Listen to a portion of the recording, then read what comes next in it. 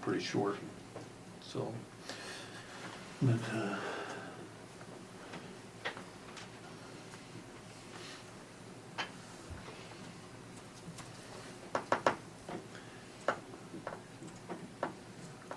so you've been making pretty good progress. Yes, sir. Mark can provide more details, but I'll wait till 11, but Yeah. been doing well. Gary, he couldn't be with us today. He had to go to appointment in Los Angeles, California, of all places.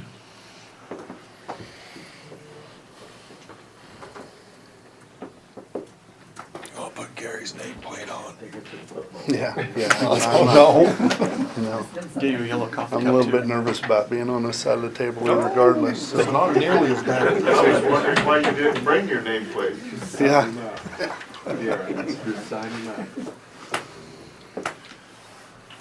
Sorry, because I knew you had picked one. yeah, yeah. It's not that bad. It's okay, Mary, I'll get even with you. I think we'll go ahead and get started with NextEra, the next on our agenda.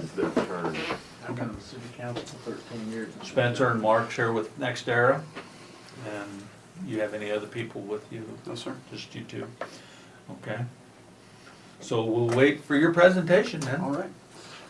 So we wanted to give our next update for the project. We are finishing our land acquisition in the county. We've received a very positive reception. A lot of landowners have signed on to participate with the project. So we'll go over the timeline in a second. Also just wanted to show, based on where we've been able to sign landowners, what our project area looks like. Yeah, a request for you to speak up just a little Can louder. we get you to speak up? Oh yeah, actually, I might turn a little bit too, if that's okay. Yeah, so we are finishing up our land acquisition right now, anticipating to be done by the end of the year. Received quite the positive feedback from a lot of the landowners.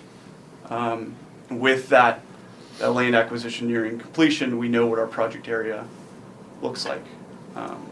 So Mark, I don't know if you want to add anything to that, I think, right? No, I mean that's where we're at. I think right now in the county we're approaching the 70,000 acres or a little bit better signed, and then we're approaching 100,000 acres that is would either be signed or committed to sign. So around 100,000 is the goal for the farm, per se. Yeah, I mean that's just where we're at. We've got some extra as far as that goes. Now, is that in the Yeah. original footprint of this, or is that outside the? That would include some acres that fall outside of that footprint as well. So we're dealing with both in and out? Yes. Okay. Yeah. Cause the way I got it figured, in the footprint, you got roughly 40,000 acres, something like that. I didn't break it down to Yeah. just that I footprint. mean, Closer to for that for this footprint, and I'll share the screen with everyone after as well. So this is the footprint for the project. You can see we are set back from Corning and Goff as well as Centralia. The entire footprint is within Nemaha County. We do not go outside Nemaha County for this project. So.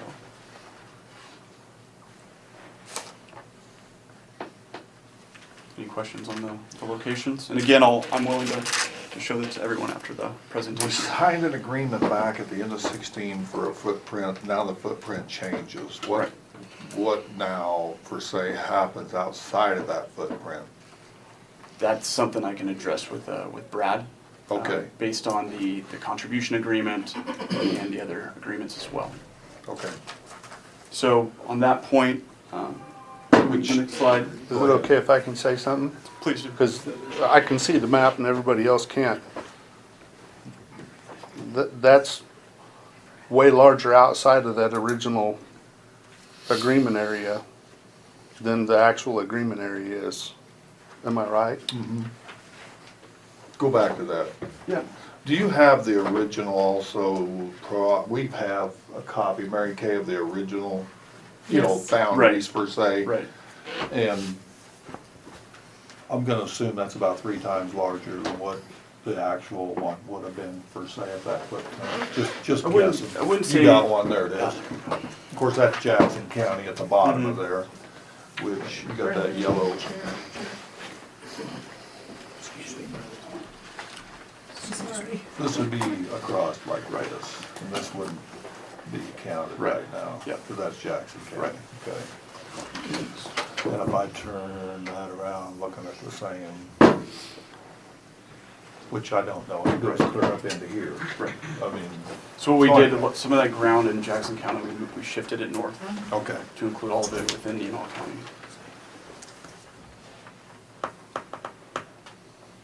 But is it included in this, even though you shifted it from the original thing we submitted to the government? Yes. Yeah. So you're basically saying that anything that we had in this, you can shift that anywhere in Nemaha County and make it work? That's our view, yes. Of course, that's something I would be discussing with Brad as well, to see what the county's view would be as well. But that's our view, yes.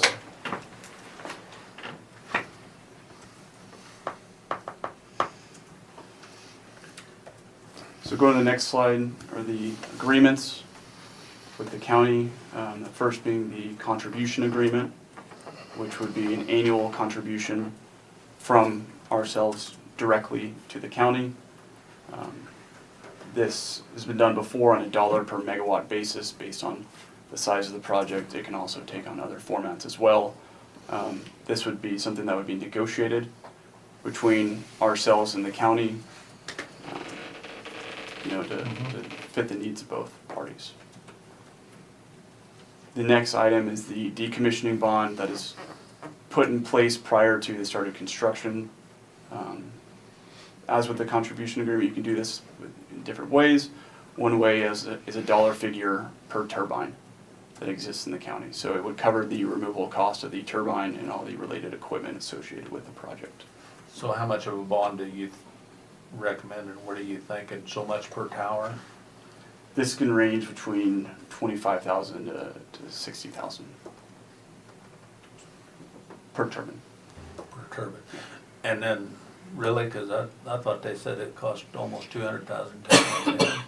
No, it doesn't. Okay. But and you'll have a bond with Nemaha County on that part of it? Yes. Okay, now what happens if you don't pay the premium? Or don't pay to have the bond no more? If we don't pay, If it, the bond's only as good as if the premium's paid, right, and if you went bankrupt or something, Right. you wouldn't pay the premium. right. Then what happens? So with the strength of the bond, that's based on our credit rating as a company. So we have a very high credit rating. We have public utilities. That's where the strength of our bond comes from. The final item, and we did meet with Dennis a little while back, our construction manager sat with him and kind of discussed how we deal with roads, the road use and maintenance agreement. This covers anything to do with the roads that are used, owned, and maintained by the county. So anything from where we're hauling in heavy equipment or material, or we're hauling concrete and sand from within the county, all these items are covered under the agreement. In the same way, our survey that is done prior to construction, identifying areas that are needing to be upgraded to support the heavy loads, that will also be covered under this agreement. It's our obligation to upgrade and maintain those areas. You say maintain, now what's that mean? For how long? During construction, and then obviously after construction, the rate of heavy loads kind of decreases a lot, right?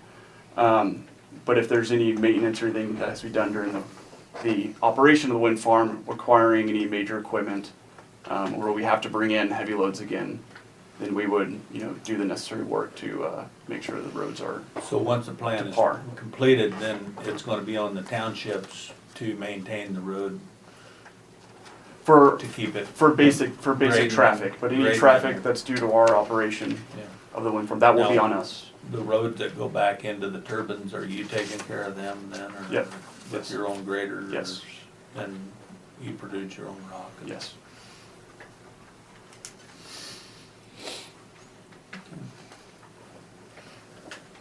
So next is going through our current timeline that we have. As mentioned before, we're nearing completion of our land acquisition phase. We're targeting the end of this year to be done with that. After that time, we will be going back to our landowners and negotiating with them on our Exhibit Bs, meaning the exact location of the turbines, the collection lines, and the access roads, where those are on the ground, if they see any issues that we didn't foresee, or they want the access road to kind of curve around a certain piece of their property, that is the time that those items are negotiated. Now, at the same time, with those negotiations ongoing, we will be conducting our micrositing surveys. We'll have our engineering teams and environmental teams go out and walk the specific ground where the turbines and access roads will be placed. That will, per the schedule now, be happening in January. And once we know where the turbines will be, we'll be able to produce our array, so the actual design of our wind farm and where the turbines will be. Knowing that, we can also produce our haul route, where we would like to haul in our equipment. With those two items, we'll be able to come to the county and negotiate the agreements that I mentioned before, because there's enough information present to have a productive conversation on what both parties want and need.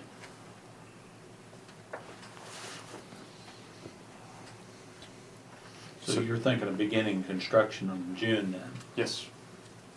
And before that, we'd like to have a job fair in March. Request I have for the county and the community, results of the job fair are often based on how many people come out and participate. So if you could please kind of help raise some awareness, we could help get the local participation numbers up. We're targeting 20% or better for local labor. Of course, that'll vary on how many come to us and are able to offer assistance.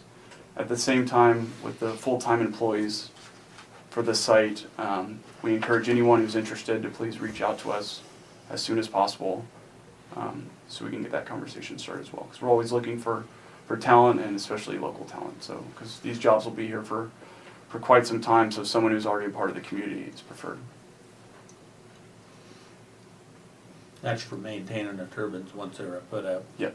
So there will be a operations and maintenance building, and you'll have around 15 to 20 full-time employees working out of that office. That'll be wind technicians, site managers, and also some office positions as well. Good.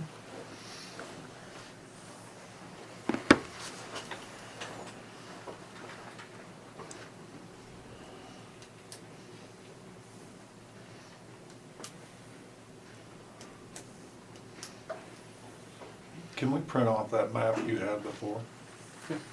So I don't know, can you, If you could email it to me or something. Yeah, and I can absolutely. Print it. I mean, can we do that now? yeah. My email is on this card. It'd just be simpler to have it now. Yeah, even from where I'm sitting, I couldn't see where it goes. It just that it looks nothing like that map. Is this the same kind of map you have? Or do we have Yeah, one that's that the shows? I believe that's all I That's have. the only one we got. That looks like what I have. And it's attached to that resolution. Do you have Wi-Fi? We don't have Wi-Fi here. We can hotspot.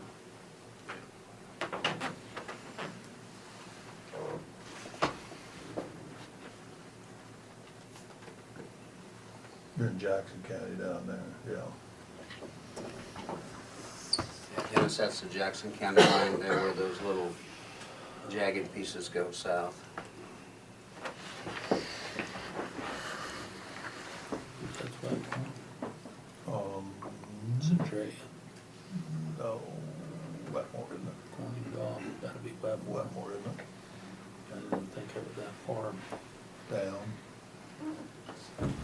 75 highways on the, you can see, That would be 75 miles in right here, wouldn't it?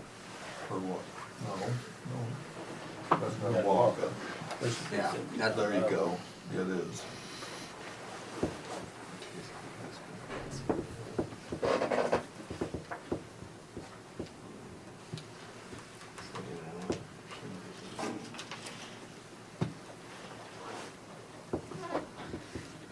Oh, my goodness.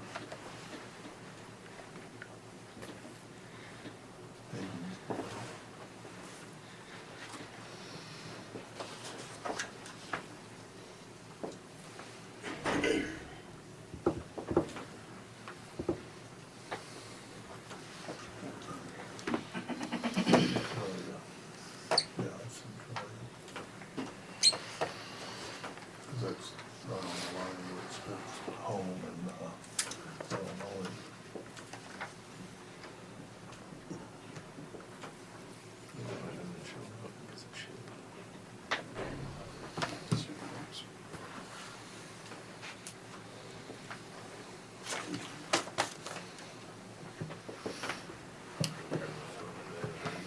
My daughter, Kath. I guess just put this one on, so we don't have Wi-Fi, as soon as we get back to the office, we can send it. Okay. But, I mean, Yeah, if people can wanna we- come up and view. They it, can we see do that what too. that footprint looks like now according to how you have it.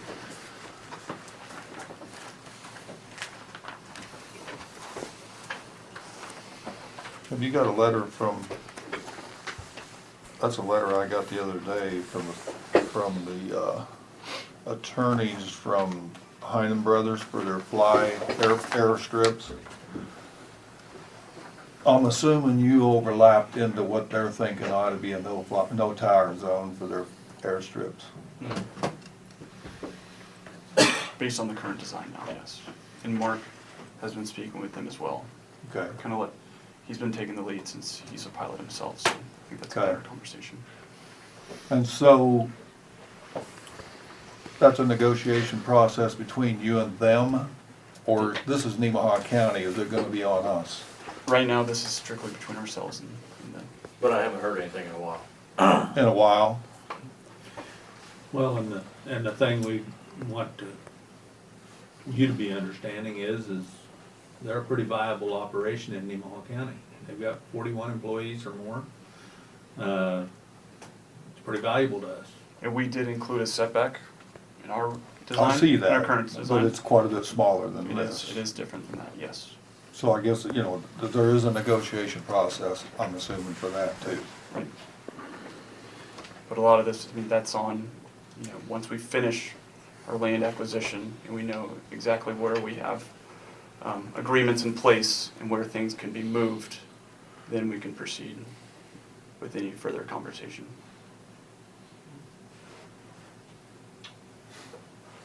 Another thing that I've been approached by is Lifestar, coming into our hospitals. Do they have to fly around your windmills? Do they have, have you had any problems anywhere with that? No, we haven't.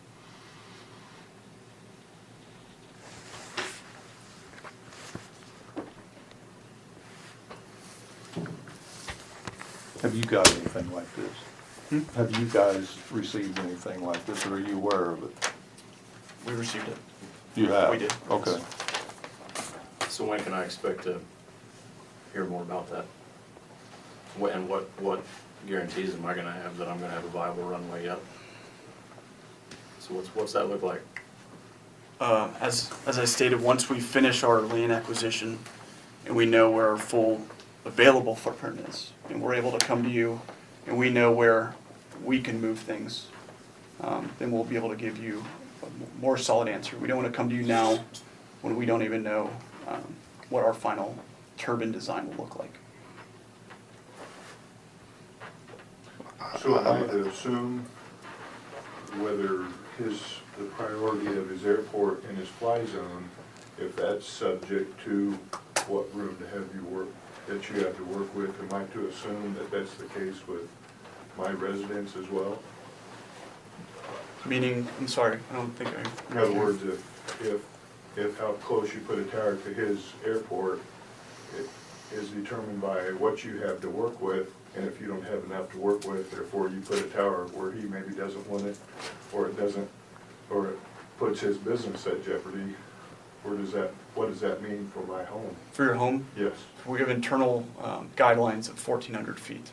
So we have to be set back from a house by 1,400 feet. And can that be negotiated further? That can be, yes.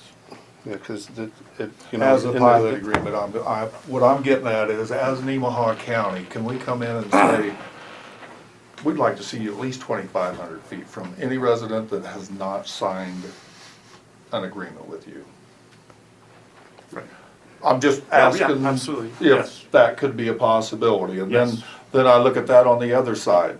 Okay, the guy next door that did sign with you, I mean, he can put it wherever he wants. I mean, he wants to stay within 600 feet of this house, that's his business because he signed with you. Right. I But mean, but your setback is right, 1,400 right. feet. Right. but- But he could, but we wouldn't Okay. build to that, right? I guess to protect people that did not sign up, I would like to see that setback further for the ones that didn't sign up. I mean, I'm gonna throw an example in here that Dwayne lives a half mile from my house. And if I decide I wanna put a feedlot in at my place, or Dwayne decides he wants to put a feedlot in at his place, he has to have me sign off on that. And my mother-in-law, that lives a half a mile south of me, has to sign off on Dwayne's also. And she's almost she's a mile from his house. So I don't think that certain setbacks are unreasonable. I don't have any problem with any leases. I'm gonna say this, and I'm having trouble saying it because I've got customers in this room that I don't know what side of the fences stand on. Speaking out on this could cost me a lot, but I think everybody has a right to do what they want to with their land, but there has to be something to protect the people that don't want that. And right now, what you guys have got is not acceptable, in my opinion. what would you feel like would be acceptable? I don't I mean, know. would 2,500 feet In- be in all- acceptable? In all honesty, Tim, I don't know. I don't know that Okay. anybody around here knows. And I mean, we're in the early stages, per Right. se, of negotiations, okay? So my goal is to try to satisfy people. It's never gonna be a perfect science. And I think not only with the contribution agreement, but also we've done where we go back to all participating landowners who have signed a lease. And in their lease, participating landowners is but- that key word. but in their lease says, you must be set back so many feet from my neighbor. We've done that as well. And So there's more that's- than just that And mechanism. what would And that, that's my but that's just the problem. normal 1,400 feet though, right? But that could be any distance that the landowner wants. Say, hey, can you please, stay away from my Well, neighbor but- by this distance? Neighbor versus neighbor is not as good a thing as I me saying, agree. okay, we need 2,500 feet for say, just because they may not care about their neighbor, you know what I mean? So And there's some that. currently, very it's much 500 not feet from gonna any property line before you're gonna set one, right? You're not gonna set it right on the fence line, because if it falls over and knocks the fence down, you're gonna give at least with the length of the tower away from any property line. Correct, right. Okay? Then, because I had this posed to me, if I am signed up over here, not over here, got a house here, they can put one 500 feet from the fence right here, which they could. Right. I guess that's where I'm kind of trying to protect this person over here. It'd be nice if it was at least a 2,500 instead of 1,400. That'd be a half mile. Right. And maybe that's gonna deter then the person that signed up not getting a tower. So see, there's a give and take here a little bit. Absolutely. Once we talked about the valuation of the land and the homes, the in and near, Mhm. do you have any information about, or studies that indicate, like if we put a house, or put a windmill within 1,500 feet of Tim's house, in 5 years, if he wants to sell it, how much is it gonna be devalued over what it is worth right now? Because, I have people that say, well, you can't go outside and have a beer at night because you hear the whining and, I don't. We actually know, we do those studies. We had one recently done in Kansas for Ellsworth and Lincoln. So we do have that information. and on the evaluations of the land Yeah, or valuations of the properties. Those studies were done by who? That was done by an independent firm and out of, I think, I want to say Ellsworth actually, is where they were. But that was involving the, Hoffman Head. okay. Yeah, that was in Ellsworth and Lincoln. And you know as well as I do, it's gonna vary. From county to county, from town to town, because the more populated it is, the more it's gonna Because vary. that's, Correct. The least populated it is, it's not gonna make as much difference. So we know, I mean, that's common sense in my opinion. It's not gonna help you wanna sell. Right. How much, we don't know. Even if you took that study from Ellsworth, it's gonna change from here to there. So, Tim, with regard to the setback conversation, it seems to me Europe has more history with wind farms than we do. And if you peruse around the internet a little bit, there are places in Europe they're talking about setbacks in terms of miles, 1 and 2 miles. And now, I haven't researched it a great deal, but if they have more history, therefore more time to assess this and consider all the ramifications, both pros and cons. And they're talking at least in areas of setbacks in the 1 and 2 mile range. I'm not convinced that talking in terms of a quarter mile is where we need to be here, just because of the unknown. Is the setback only 1,400 feet from houses, or is there also a setback from non-participating landowners that don't want them anywhere near them? It's from occupied homes. So what's the setback off of landowners that don't want them anywhere near them? Property boundary? Is that what you mean? That's Yes. 500 feet. And I think you talk about projects that have been in Europe. We've had projects in Kansas since 2001. So it's not necessarily something that's brand new to the state. Just for reference. Is this the most populated area that you decided to put it into? No.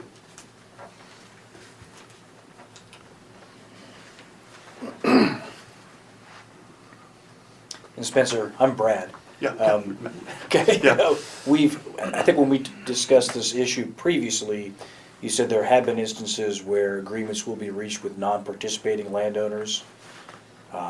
Right, so that is, that's a participation agreement, so they sign on, to participate in the project even though they're not, getting a turbine or collection, it's, there's still some way they can be involved. Okay.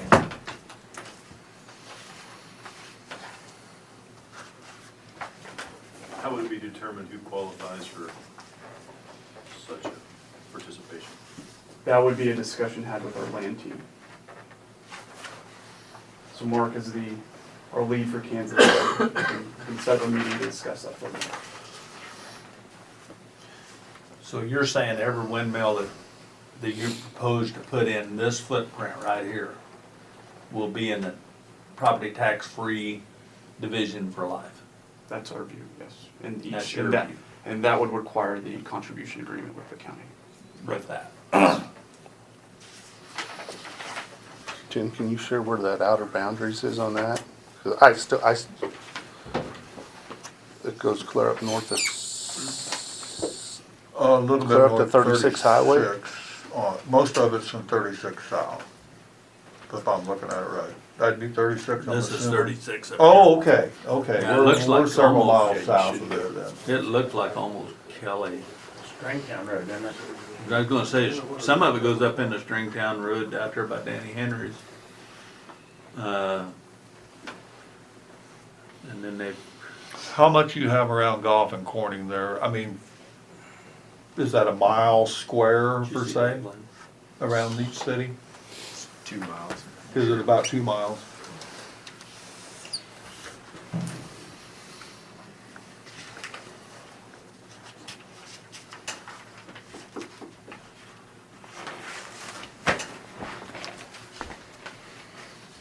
Can I pass it around? Can I pass it around?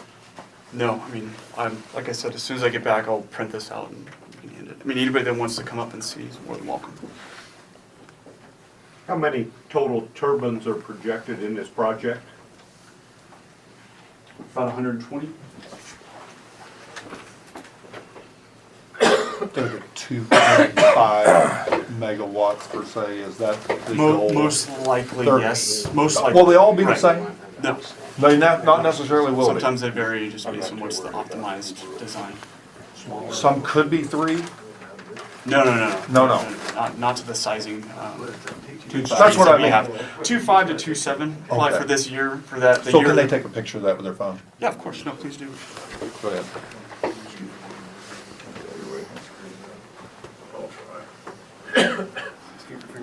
Mary Kay, once you receive this, can you print off copies for anybody who wants to come up I and grab? can, they were trying to email it to me, but It's not since we don't working. have Wi-Fi. But later, after, Yeah. yeah. Yeah, I can sure do And that. so these would be available, I mean, I could, or we could get them Put it out on the somehow. front page of the Courier.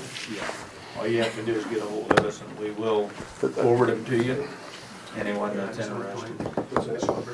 Because in my opinion, that doesn't even remotely look like what you guys agreed upon In 2016. in 2016.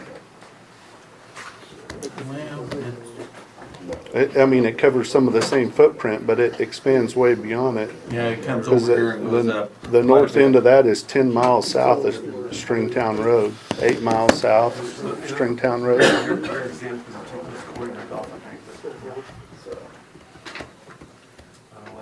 There's a lake right there. Dennis and Tim, I have a question. When, the last time Spencer and Mark were here, Gary, said where you're sitting, and he, remember this, Spencer, you drew an X inside that red line and said a turbine in here will be lifetime forgiveness, and then drew an X just outside of that. And as I recall, your response was that would be a 10-year property tax abatement, correct? Yeah, but he also said he needed to refer to his attorneys to make Right, so sure is that what And you're I referencing? think, That I think that was also in reference to if we were to build another project or try, or attempt to expand. If I recall correctly, Okay. I think that's what the topic was. Okay, I'll just look back, I got it Okay. recorded, I can see. So will this footprint change? Will the footprint change? I mean, if it did, I mean, we're talking very, very slightly. So we're not, Right. In the final, it's not final. right, and when I say the final array, and, you know, By the when end we of come the to a year. point of, you know, bringing an agreement for it, it won't look like it won't be like this where it's just a shape. You'll actually see the turbine locations as well as the areas where we can't build due to our setbacks. And it'll look more like that. It won't be just a kind of ambiguous shape. It'll show exact locations. How far north is it? How far north? Stringtown Road, Yeah, that's what it looks like. Jay's just south of the lake, across. North of the lake. Or north of the lake. Just north of the lake.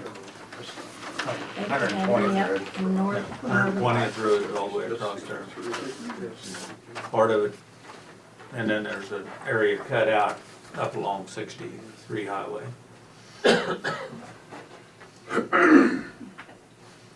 Can I see that? I have another typical follow-up, and Mark, we talked about this on the phone the other day. The 8.8 says that, operators shall not install any turbines on owner's property within 1,400 feet of owner's residence. And my question for Mark, what you just said, it was anybody's residence, but that's not what this says. Okay, well, that's what it says in the agreement, but that was what I mentioned earlier, is that we can add language to the agreement when we go back in January to add. But everybody From- that's currently signed up is limited to just their own property, their own Yeah, so- residence, Right, for the protection. Is that right? I'm right, just but trying to clarify. but in our design, we don't put anything any closer than 1,400 feet. Doesn't matter whether you are participating or you are not. And my point was earlier, when we have to go back in January to execute an Exhibit B with the landowner, we can add language saying 1,400 feet from the owner's property, 1,400 feet from neighbor's property. You know, that can be added to the agreement as well. To the The neighbor, pilot agreement or to the what agreement? I'm speaking to this agreement specifically. Or two existing agreements that are already signed? So before they're signed, we have to go back and execute the Exhibit B. And that's the exhibit that includes the turbine location and the route. So when we go back and renegotiate that, we can also add the language. So are you saying that these are agreements that are currently signed but not fully executed? Or what are we talking? They don't have they're signed, they No don't have the exhibit exhibit B B, yet. right. Because you're gonna have to make it up. Right. Tim, is there currently a county law with regard to setbacks? Do we have none? None? None. Have you ever had any? Yes. What was that? 3,000 feet from any residence, and I think 2 or 2,500 from any property line, if I remember right. 1,500. Is it 1,500 back then? Yeah, we have that agreement somewhere here, but anyway. So why, and that why was do res- now and when we We had- rescinded that in 2016. For what reason? Why? There we go. I can explain that. They were passed at one time at the request of some landowners for the previous project. The landowners requested it. The wind farm project did not send a representative. Since there was no objection, it was passed. But at the time, I think we all knew that push come to shove, if they were ever challenged in court, they would be defeated.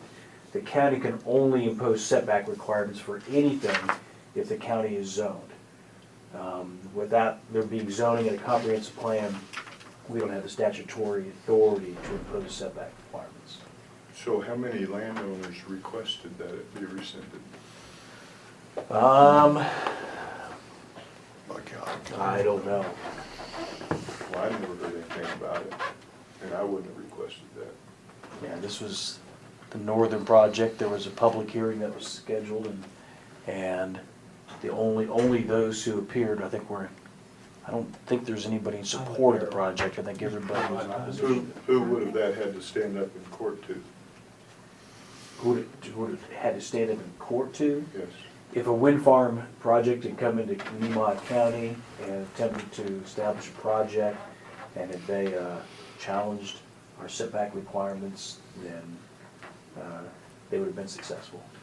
You mentioned that the energy company did not send a representative to that meeting. Yes. What energy company are you referring to? I don't remember the company that was up there. UV, wasn't it? Was it UV? They changed their name probably. I don't know, they before changed it about got through 3 the times project. within a They year. changed, we didn't know who the representative was at the time. But there were 2 people present at one of their meetings when we were discussing that. Yes, but that was earlier. Then they came about 2 weeks later wondering why we did what we did, and they said, well, I just told Because them, they you were don't at have that enough meeting, gumption 'cause to I be at our remember meeting when we discussing got a public hearing, you don't deserve anything in this Yeah, the county. meeting where we discussed the setback requirements, they did not appear, and frankly, we didn't know who to contact at the time. I can understand that one. Yeah, So back to the 2016 action. yes. Can you? Clear back in 2012, I though, is when understand we that put the was what we were just setback. talking, but the 2016 meeting, the dialogue there, because I wasn't there. Can you remember some of that?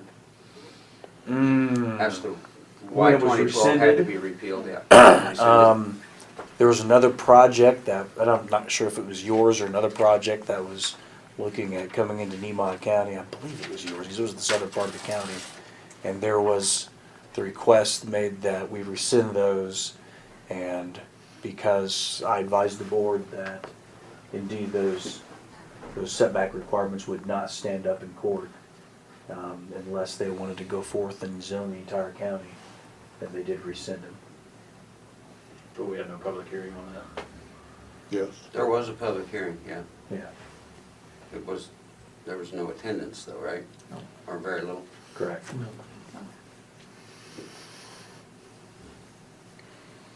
What Brad, was is there there, a what s- was there for notice on that public hearing?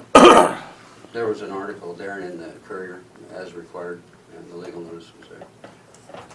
Brad, can you give us a statute that because I thought under home rule, our county commissioners could do things to protect We, at we, a local we level. can, but, and I can't give you the actual statute, but what it says is to impose setback requirements, there must first be a comprehensive plan, and they must fit into the comprehensive plan.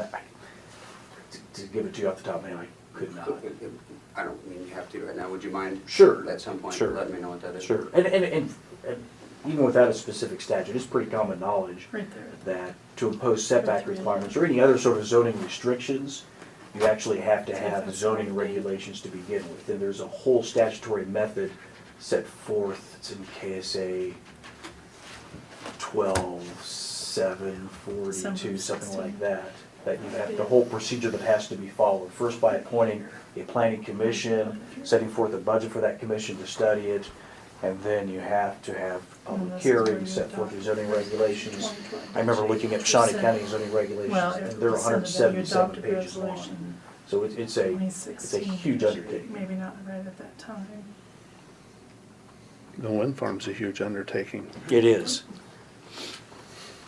So you did not make a decision regarding the So adoption. does Jackson County have zoning? Resolution with Since the. we're I on don't know. Jackson County, they moved to Fremont. Yeah. I don't- Jackson And County. made no- They do.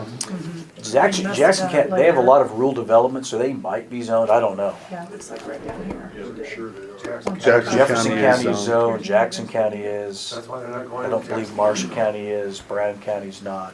You guys can probably answer that more easily. Is that the reason that the fingers that went down into Jackson County have been moved up into Nemaha County? Most No. likely. No. Do you know whether or not Jackson County's zoned? How do you know that that's not the reason? Because it got moved north because of wind resource. When must stop at the county line?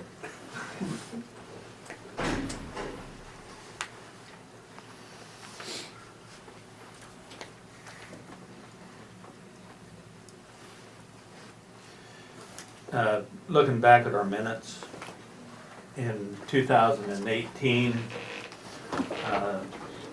December 12th, 2016, there were 18 people present at that open meeting for and they was all there, came into the board for the public hearing to consider possible construction and operation of a wind power project in Nemaha County. So they was wanting a wind power project, but in order to do that, we had this resolution 2012-8, and we had to rescind that to allow that. And that's when Brad, we had a later visit, and it came up and we rescinded that to allow them to move forth. And part of their argument was, and you know, the farmers or the people that own the land feel like that we should not have control over what they do on their land. And the only way to get away from that is zoning.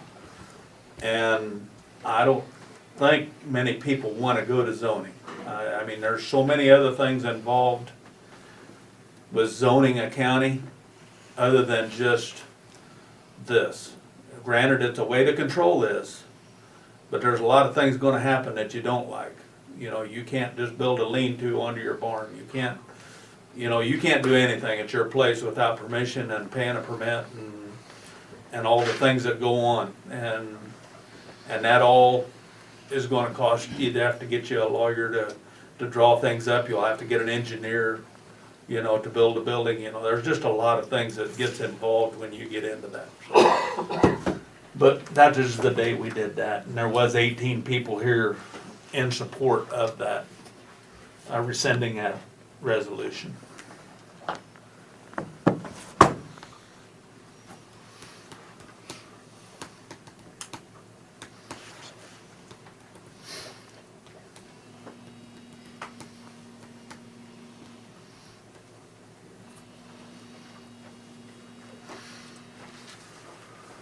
You have anything else? That's it, that's all we have. Mark, do you have anything? I got a question. This has anything to do with, well, it has something to do with this, but what's it do to the valuation of your county?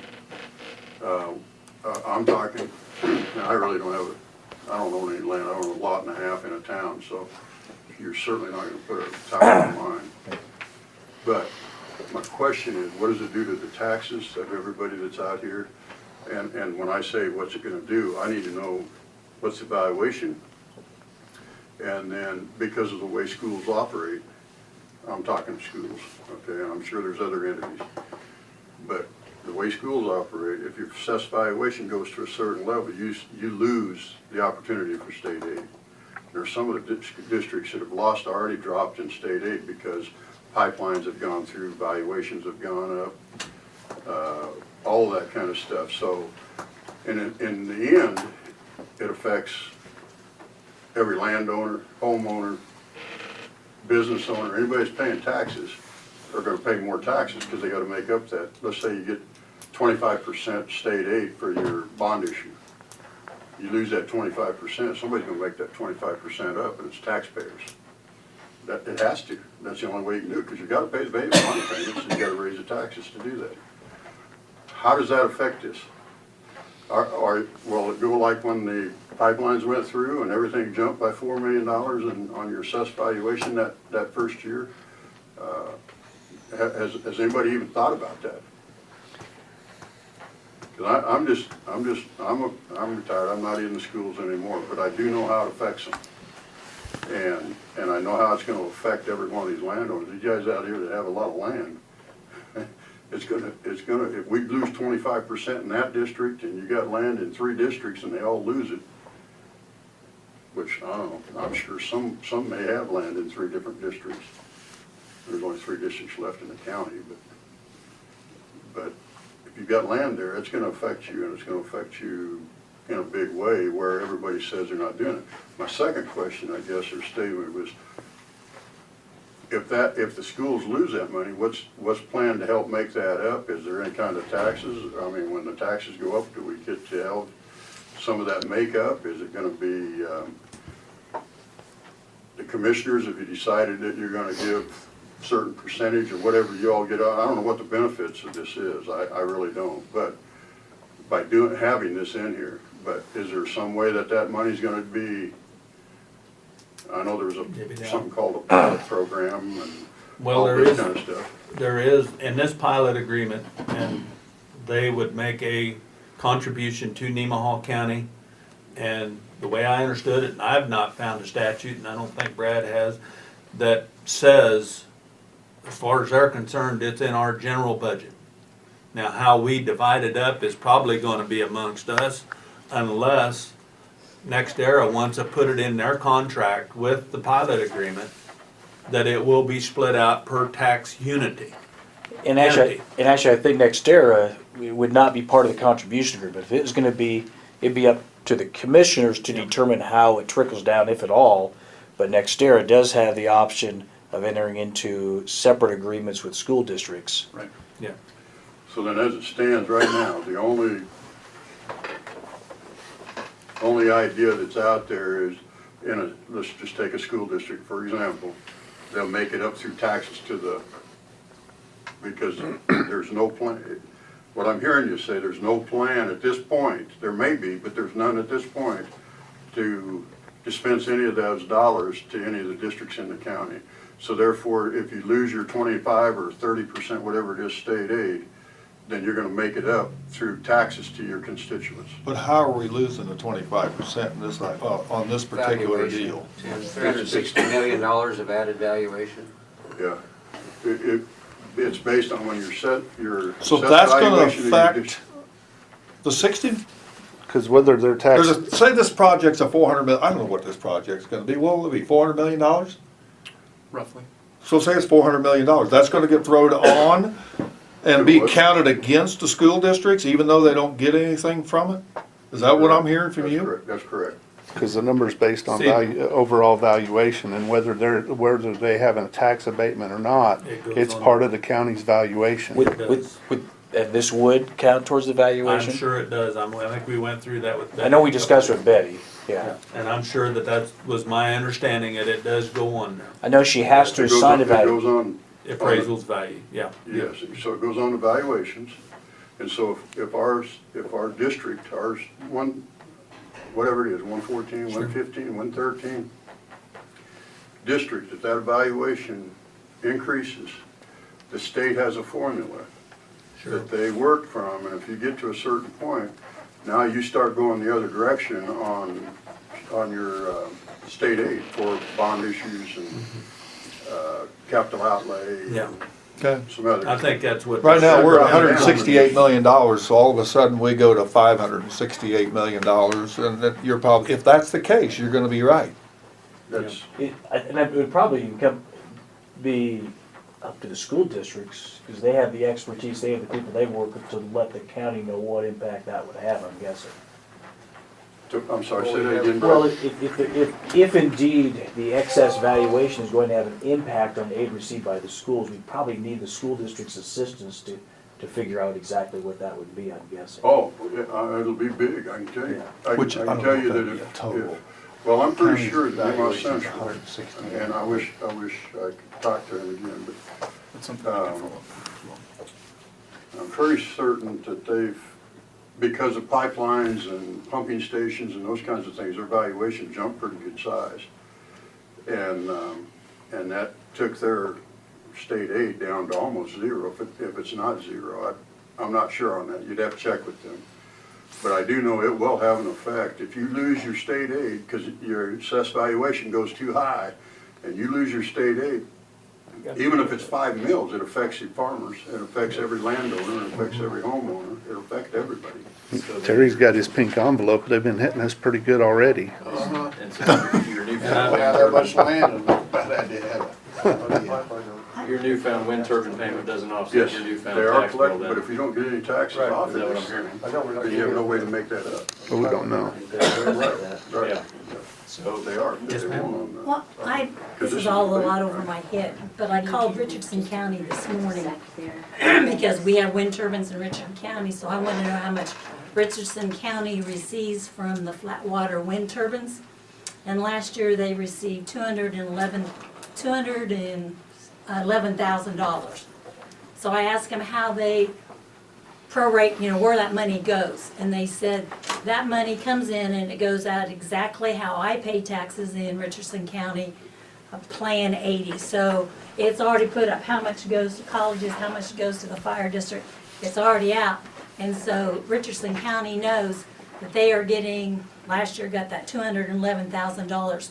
So those schools and those places know how much money they're coming in By township. by township. So are you telling me that we're not gonna be getting that much taxes? I don't We have know. no idea. See, they knew ahead. Well, That's their, see, and that's the other thing that can be put into our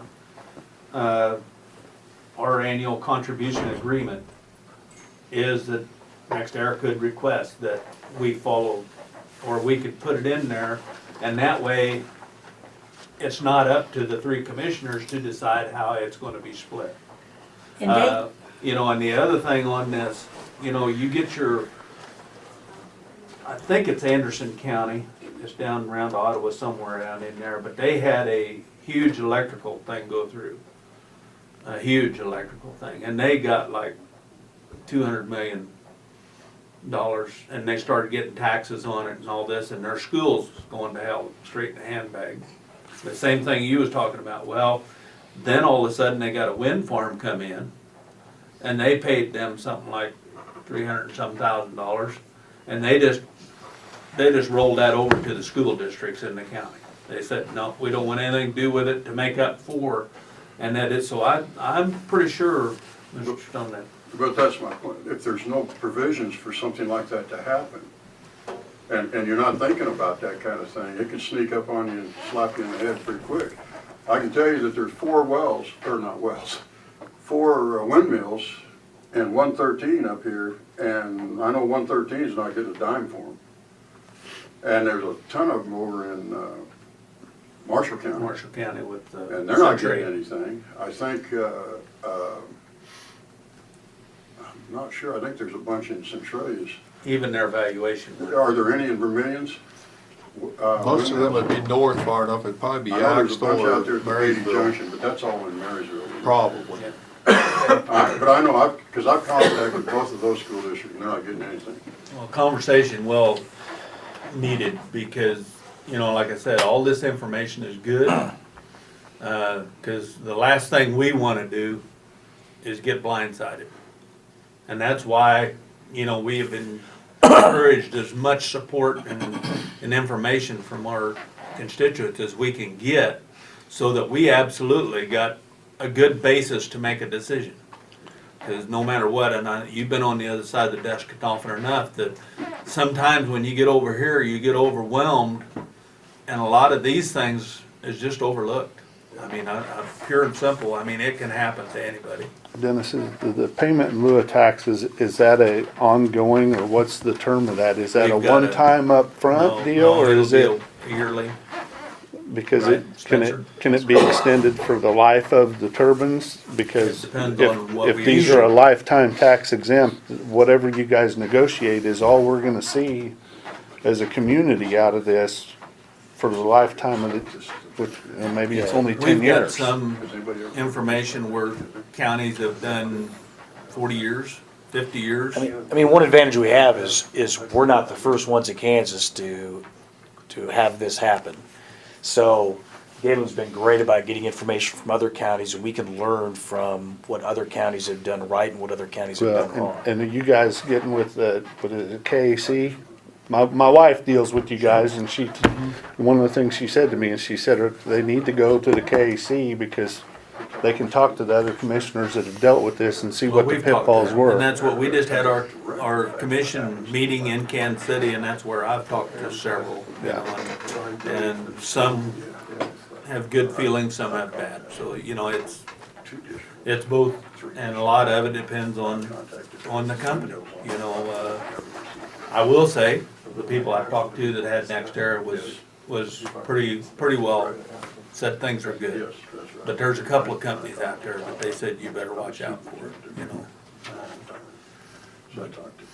So when will this decommissioning bond be funded?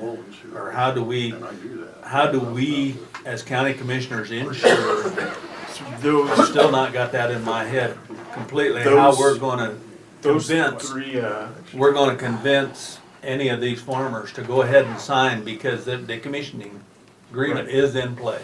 well, so those three agreements, usually the way we like to do is that we negotiate them at the same time, because they all kind of play into each other, and you have the same conversation where concerns are, you know, heard and items are addressed, right? Yeah, That's, and the conditional use permit requires to proceed forward with that we have these agreements in place. So I Right. think Spencer's is exactly right. right. What I've read though, it costs at least $250,000 to take one of them down. I mean, I'm just, I did a little research as You we were may just get sitting here. $100,000 for scrap, so that would come off for say, but 25 years from now, 30 years from now, what will it cost to decommission? That's the problem I see down the road.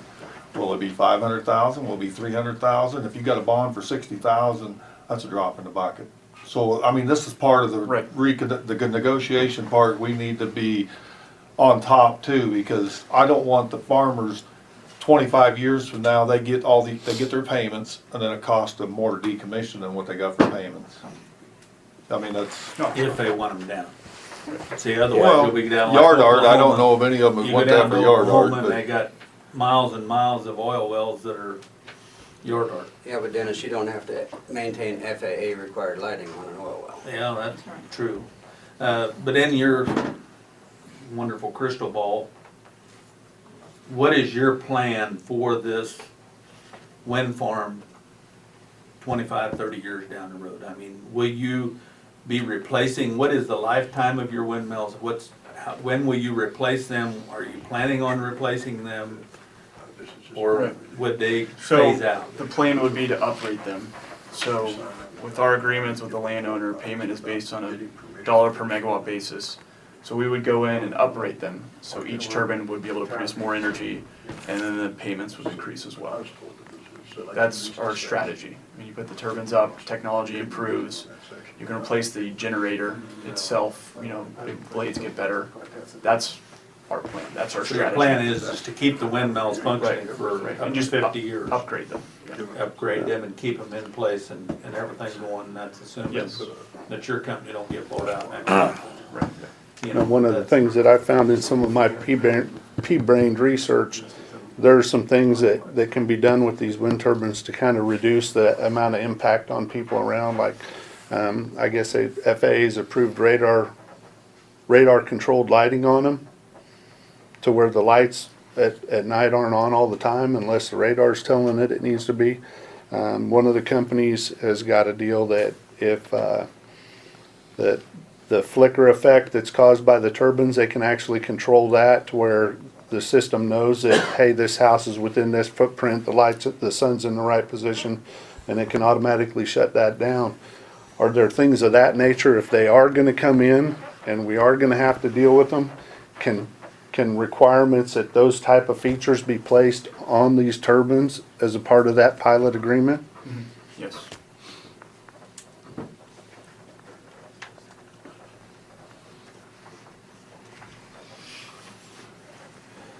So I have a couple of questions, like, Tim, you just touched on, and this is,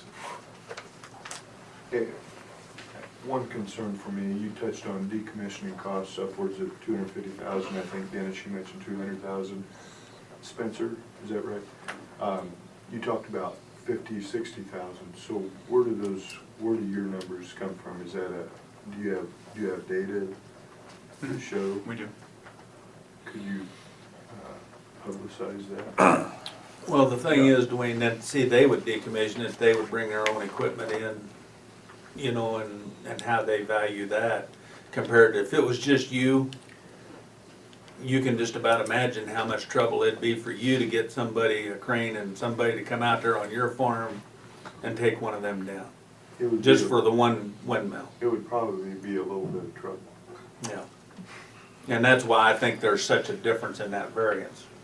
Another thing, and I'm not sure if I understood that correctly before, you were talking about road and bridge improvements and maintenance. Right. Did I understand that correctly? Does that come out of this pilot agreement? That's or is that that's something- its own standalone agreement. That's Okay. right. Yes. There will be an engineering firm that comes out after we determine the roads that we're gonna be using. They go out and they completely, how do you wanna say it, survey everything They on those survey roads. and then they hold us accountable as well. So they act on behalf of the county. It's kind of an agent, I would say, to hold us accountable. Pennsylvania Avenue up here, we got a brand new bridge put on for the Flatwater project because they couldn't cross the bridge that was there. They paid for it. That'll be some of the things that'll have to be, And then the engineering firm would report to the county, you know, if, as we're building and using the roads, they would monitor us, make sure we're following the haul route, and anything that we, you know, damage on the roads, we're repairing and maintaining. there was a that- question brought up too here in the past that some projects, for say, both sides of the road are not leased. You need to get those cables to your substation. They're going right down the middle of the road and plowing them in. Would that be something this next era would do without consulting with township, county, whatever? Hey, we're gonna plow this in right down the road just because we don't have the permission on either side of the, no? No, no, if we didn't have No, permission, I've we wouldn't. Never heard of it. Yeah, I haven't. We'd have to have, we could do that, but I mean, we'd have to have you ask for right away. Right, yeah, we would never, we couldn't. Okay, I'm just we curious, I legally mean, you can't do hear some of anything these without- horror stories, and it could just be stories, I mean, you know, but I hope that's not the case, but. I'm one of those that wanna cross every T and dot every I, and Well, that's where the engineering firm would come in. I see. That's the type of thing that they would Be make sure is monitoring not happen, per right, se. exactly, right. Because when these towers are going up, the cables are going in. Is that true? All kind of at the same time? It's not the towers go up and then the cables go in? It's all kind of Yep. a hand-in-hand thing? Yes. Okay, and on roads on your approved route, let's say you got 2 miles of dirt road now, and you rock it, take care of it, get it to where it is, and then after everything's complete, then they turn that over to the township for maintenance, and they'd have to furnish rock for that 1.5 or 2 miles or whatever it is. So if it's something that we went in and built?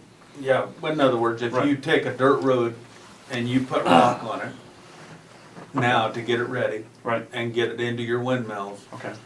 and then once you leave, you said then it's up to us to take care of the roads, would the township then be responsible for putting more rock on the road when it's needed or whatever? Or I see what you're saying. If you built a road, for say, right now it's dirt. Right. Change it over to rock. Right. Because you need it rock. I would say no, they need to keep it up because they're the ones that built Yeah, the if we made road. any improvements like that required maintenance because of the improvements that And we that would made. be part of our road then we agreement, would have per to se. maintain that, yeah. that's right. Sorry, I didn't So we'll understand have a that. contact with somebody to do that Right, Okay. down the road 5 years yep. Because some of the townships are very, very Right. worried about some of that kind of Yeah. stuff. They don't have a budget to handle it now, let alone, Well, they're very Added. similar to Right. Mr. Schoenback. But it's- You know, they're gonna get a lot of added expense, Yeah. but could. no money. Right. The only way they'll get money is to increase the taxes in their township. Well, that ain't gonna probably, Right. you know, why should they have to pay more taxes? Kind of part of our road and bridge agreement per Right, se. yeah, and I didn't understand what you were saying at first. No, if it was an improvement on that dirt, we're adding rock, gravel, then we would have to maintain it per. So whatever our changes road were. agreement per se will be the life of the towers per se. Yes. I mean, because there still has to be some language in there, because someday you may be bringing cranes back in again, because you're redoing the top section of the, Right. so all this heavy equipment may be coming back in for say someday. I mean, some of it will come back, absolutely. Well, Okay. okay, and then on, you know, we talked once about, we're gonna have to have somebody to help us with your road agreement, get some engineering company on board. Do you have suggestions, or do you have anyone that, does it make any difference who we get, or, and then the guys we've talked to a couple of them, and they're both talking $250,000-$300,000 for this deal for a year to figure out what roads, what is all, and to me, Well, that's- most of that is All of it is our expense, actually. you'll all of take it, that yes, expense? yes. Even though they wanna work for us? Even though they're working for you, that's our expense. Now, they all wanted to work for us. Right. For some reason, I don't know why, but. But they also all represented you paid for it too, so it's, Right, well, You would. yeah, and I think it protects the county more if they are working for you. You're a contractor, right? That kind of protects the county, protects them, protects the residents. We've used Kirk and Michael before. We're actually using them right now in Pratt. Yeah. We've done it both ways. We'll leave it up to the county, where either the county will invoice us or the engineering firm will invoice us What's that directly. other company, do you know? But either way, Cook Flat. Cooking Flat. either way, they work for the county. And Okay. they're there to protect you. They're a local. This one of the guys they lives is in. the engineering firm you're referring to. I'm sorry? This they is Pretty the close. engineering Yes, firm. yeah. And so you hire them and they work for the county? No, we actually hire them. The county will hire them. Who sought them out? They came to us. We have Cook, Black, and Strobel, which we have somebody who lives in Nemaha County that works for them, and they heard about this. They came to us, and then Kirk and Michael, they heard about us through the grapevine, I guess, too. They came Okay. wanting to provide their services too. Tim and Dennis, on the decommissioning, the other option to a bond would be an escrow. Then you've got the money. The money's there, you could replenish it every 5 years or whatever it needed to be to keep up with current costs. That your concerns about, is the bond gonna be paid on time, the premiums, so the escrow is another option. Okay.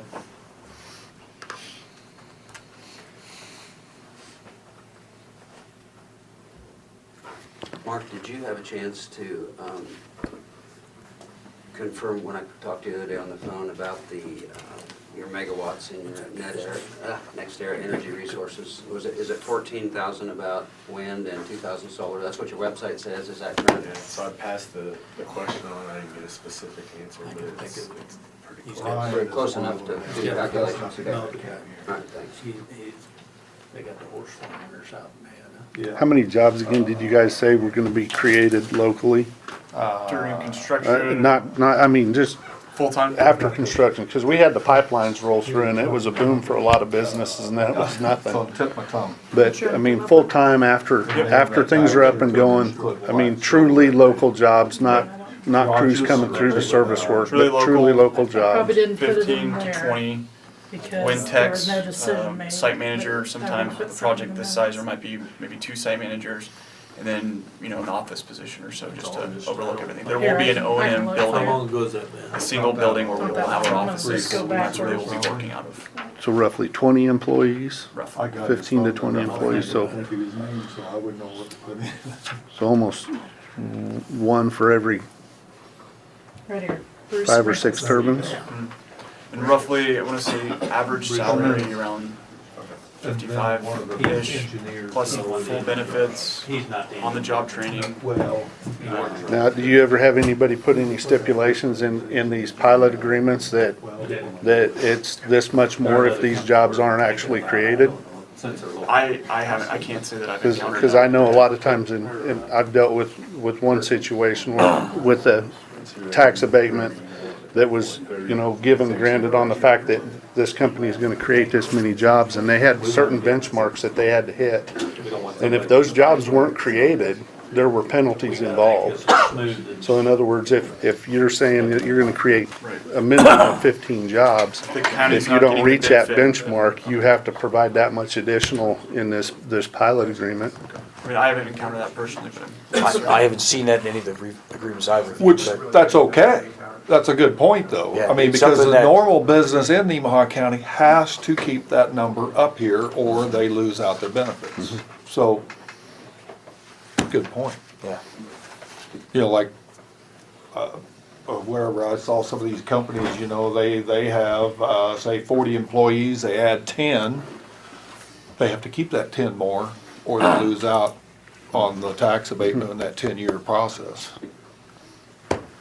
Okay, very good conversation. yes. We're running, but that's fine. We're welcome to stay here. Do we got any visit, other questions? You know, if we got anything, but Good do points. we have any other questions that anyone wants to address while we have Spencer and Mark here? One more. I got Okay. one more. Why can't, on Hyman Brothers deal, why can't, when you know they've got this runway and you know they operate out of this, and they obviously already employ quite a few people in the Right. county, why can't you just go ahead and tell them that, no, we will not build within this perimeter? That, Dwayne kinda asked that question earlier, but he kinda related it more to homes.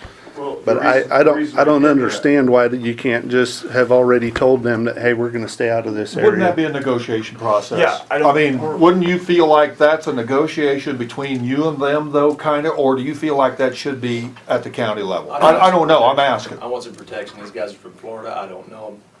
I don't know what they're gonna do. So, yeah, that's my angst. And really, I don't know how the county would be in a position to negotiate that. Yeah. But it is affecting Nemaha County. But that would be a zoning issue, and when we're not zoned, Yeah. that'd be something between the private party to negotiate. So the reason I put it that way, Darren, was because if, as I see it, and I'm not sure if this is an accurate assessment, but if Glenn is having difficulty getting to the point where he feels comfortable with his business, that doesn't give me much hope for my house. Very good point. And that, What would you feel like, well, and maybe this is not a proper question, regard to but what would setback. yes. I don't know enough about it. but- And right now, it's 1,400, 1,400? Here's what I do know, that the more I read, the more concerns I have, because this is not, it's not black and white. And right now, it's not 1,400, that's what they are saying verbally, but and I haven't seen one of these contracts for 6 years. But in that contract, nothing verbal matters. So, and in their contract as it sits right now, from my understanding, is the setback is only 1,400 foot from the leasing landowner's home. And so what you're telling me is if a neighbor across the road leases his ground, they can put one 500 feet across on the other side of the fence, which is only 700 feet Well, from my their home. setbacks is still 1,400. But that There's is not nothing in in writing, to writing. your point, In and your- I That do is not understand in this. writing in your contracts. Right. That is your verbal, Well, and right now. which 'cause is we- not valid according to your contract. But right now, because we haven't gotten to the point where we are negotiating a contract with the county, so there And hasn't so been we a way can to put some include that language yet. stipulations in there. But I agree, anything is spoken, it has to be in writing, I do fully understand.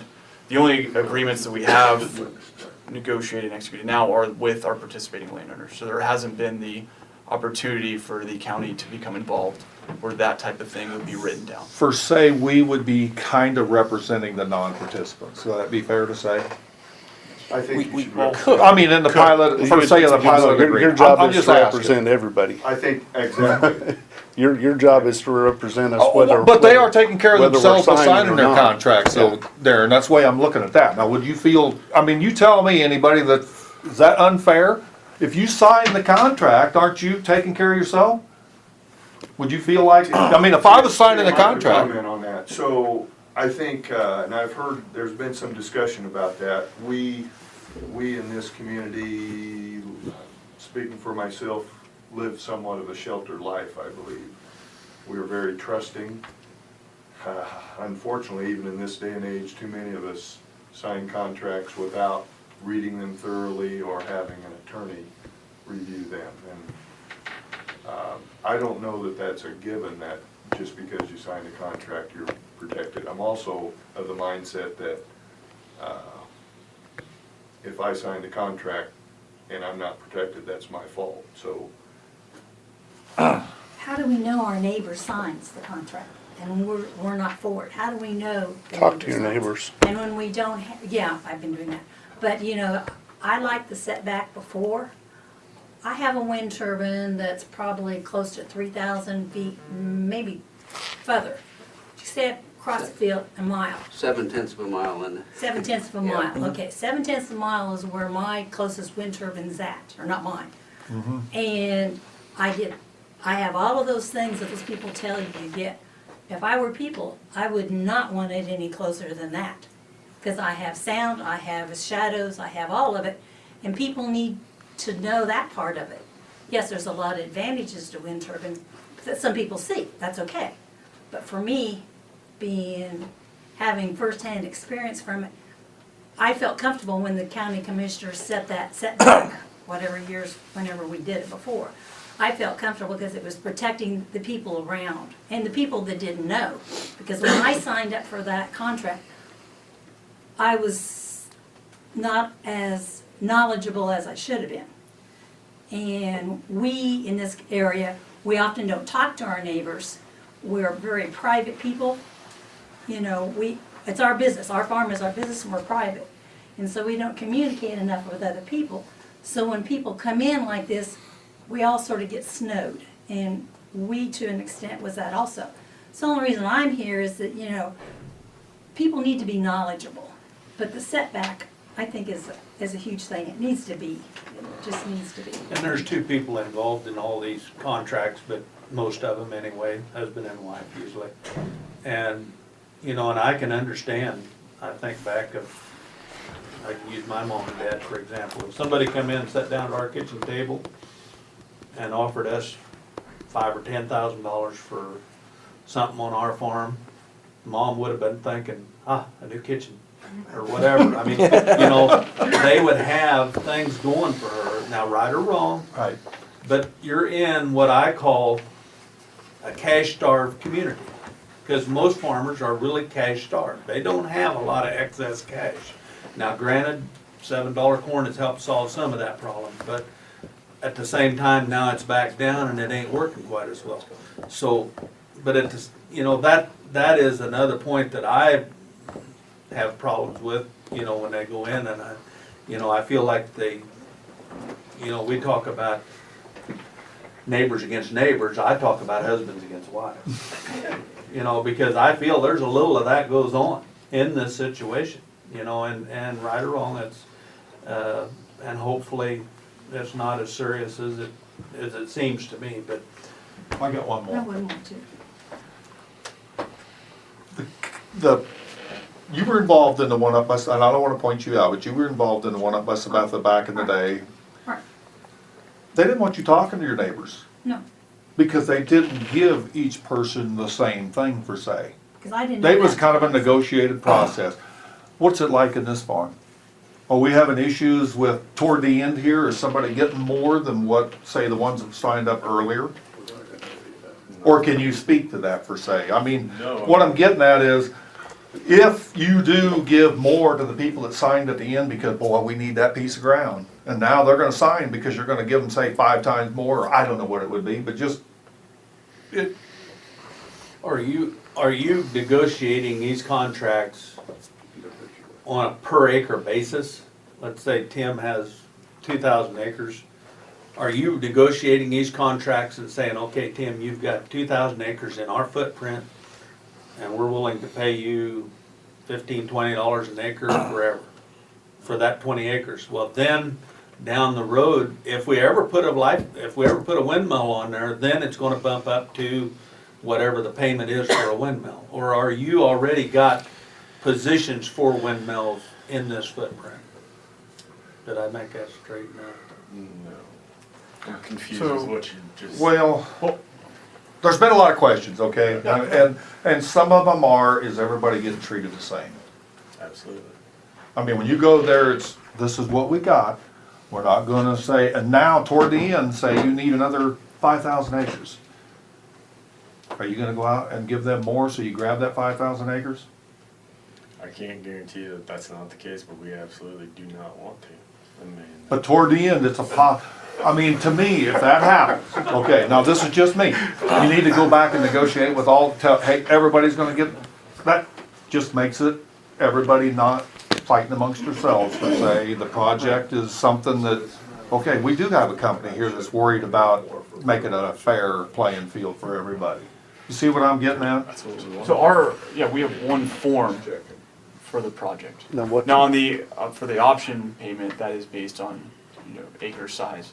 But for the actual lease, that is per, right, but no, there's not, no, we're not going around The base- negotiating, right. We have a form. But is In our policy is we actually, we encourage neighbors to talk to other people. I mean, that's Okay, kind of- cause see up there, they didn't No, want you talking. we do the Wait a minute, opposite. I have a We- question on that topic, because Tim commented on a little bit ago about not wanting neighbors to talk to each other. So you said you want neighbors to talk to each other, but yet, and I've read both energy companies' contracts fairly well, but there are places in the contract where you make it very clear, it's a confidentiality clause or whatever that is. That doesn't sound to me like you want people talking to each other, because essentially you're making it crystal clear that you cannot legally talk to each other. So that seems to me a little bit contradictory. There is two I don't different really- companies though, one's in Yes. Venergy and one's, Yes. okay. It does include that. I mean, it does include that, but I can guarantee you as a land agent that has talked to a lot of your neighbors, any of the ones that I've talked to, I've encouraged them to talk to their neighbors. Why- And ask them. Why does it include that? Big question for Spencer. Spencer, why does it? I mean, that's like, I'm not an attorney, but I can just, I'm not, I mean, no, but really, the form comes down from our legal department, and that's just what we're presented with. As an attorney, that's what I'm gonna throw in. Around here, that's what some refer to as kind of passing the buck.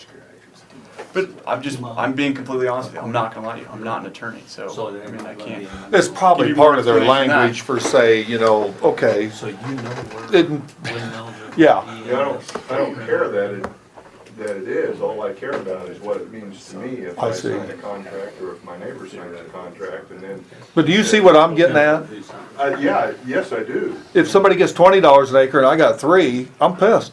Well, yeah, but honestly, there are things that would upset me even more, is that if my neighbor signed and he gets treated like dog shit and can't even legally tell me about it.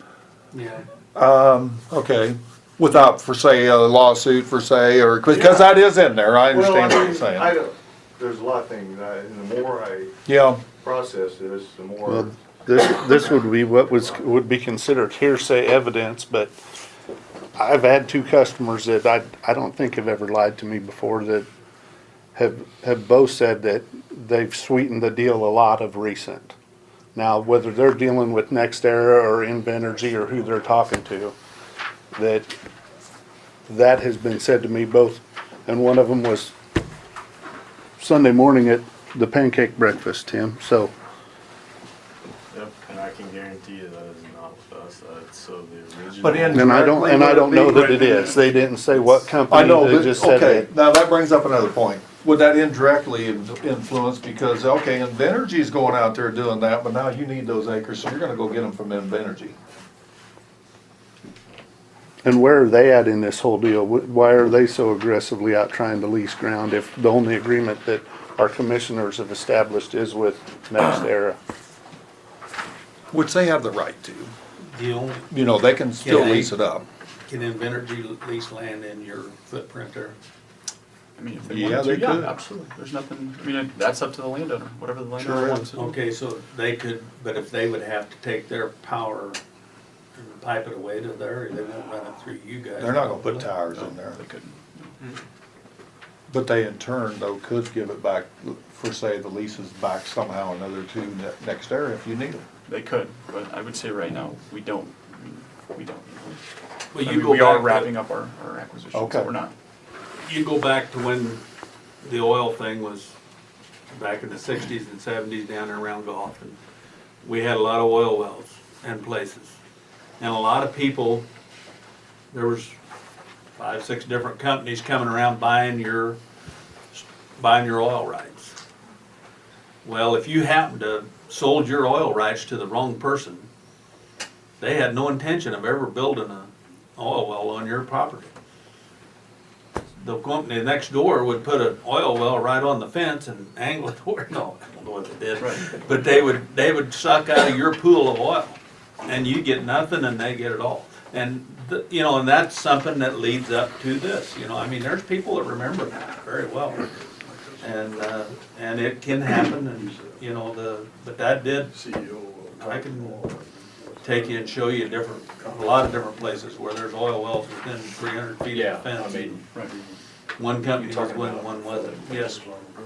This is sort of on an emotional side, but the people that are signing up, they need to think about, because I didn't, like 10, 15 years down the road, you know, we sold off some of our land and our kids wanted to build on that place. But right now, what they bought, that after they've been there, back home and around, we can't build a house there, Mom. We can't stand those wind turbines. So just make sure everybody knows the whole big picture, because it's not just today, it's 10 years down the road, it's 20 years down the road. And just make a right decision for you Well, that's and the your reason family. I was asking Or 90 what, years from now. if they had a study of what it does to the appraisal value of homes. And what I found, and Galen has been very good, but 2 miles, 2.5 miles is the only, it's gotta be that far away from your house before it affects. Dennis, on that To note, non-effect. Lyndon Phil's house is about 3,500 feet from the Yeah. closest and about 4,000 feet from the second closest of their Yeah. 2 turbines.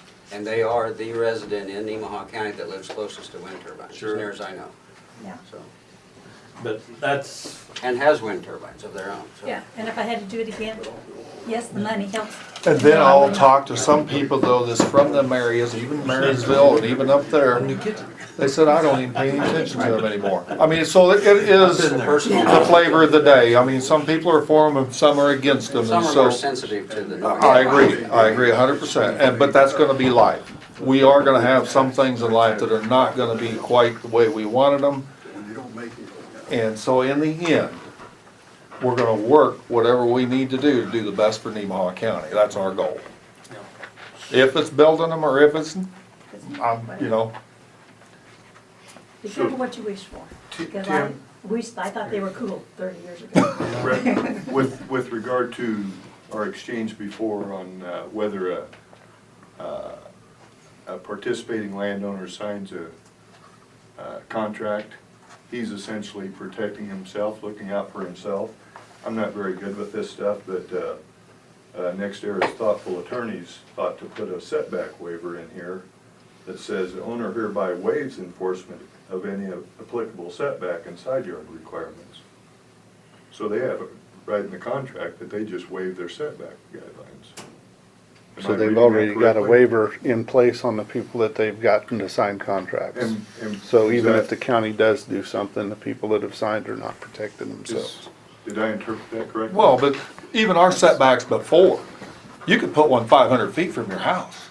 Just because we had a setback in place, we put language in there and said, if you want it closer, you can have it closer. But these contracts are waiving that any setback requirement automatically. For participating. Yes. So the setbacks that they had established only protected non-participating landowners. If you signed a contract, you automatically waived whatever the county had in place, even though it's not there anymore. Yeah, our resolution gave people the option of waiving that, so that those who wanted to have a windmill They could. within the setback requirements could.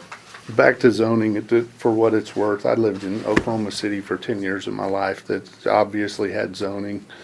I know there's a lot of opposition to it. I didn't like dealing with it. It kind of sucked. But I will tell you, it was a $25 fee to file for a permit to do something. I built one home, I added on to one home, and I remodeled another home when I lived in Oklahoma City. All I ever had to do was go file a permit. I never had to hire an engineer to do anything. I never had to have, the addition I did was a napkin sketch drawing. I filed the permit, they gave me the permit, I called for the inspections, you paid for the inspections, it added $125 to doing the project. The only issue I ever had is I had something I'd wired up one time that the electrical inspector didn't like the way I did it, I had to redo it. And I know there's a lot of oppositions to it. I just built a shed a year or two ago. I really liked the fact that I could just go out and build the dang thing and didn't have to talk to anybody. But it was a shed. It wasn't 480 foot tall. Is that what? Yeah. Roughly, yes. It wasn't gonna shadow my neighbor. It wasn't gonna affect anybody around me. And so part of me thinks that if we need to have zoning to establish some setbacks, it's something that the people of the county ought to consider.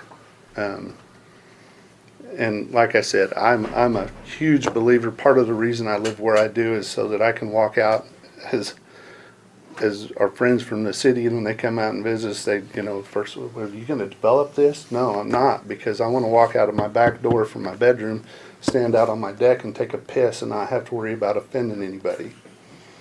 And so I'm very much a landowner's rights person. But at the same time, I also appreciate my neighbors. Dwayne's one of them. I think the world of my neighbors. And so I don't want to be in a position of doing anything to affect them.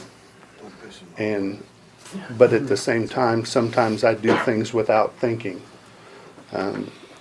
I've got a friend that had a neighbor that did something without thinking a while back. There was no ill intention. He just hadn't thought about the effects of that. If you have something in place for zoning, it goes, you file your permit, it goes to the planning commission and they look at it and they might say, oh, well, you know what, if he does this, that's right in front of so-and-so's house, maybe we should talk to them.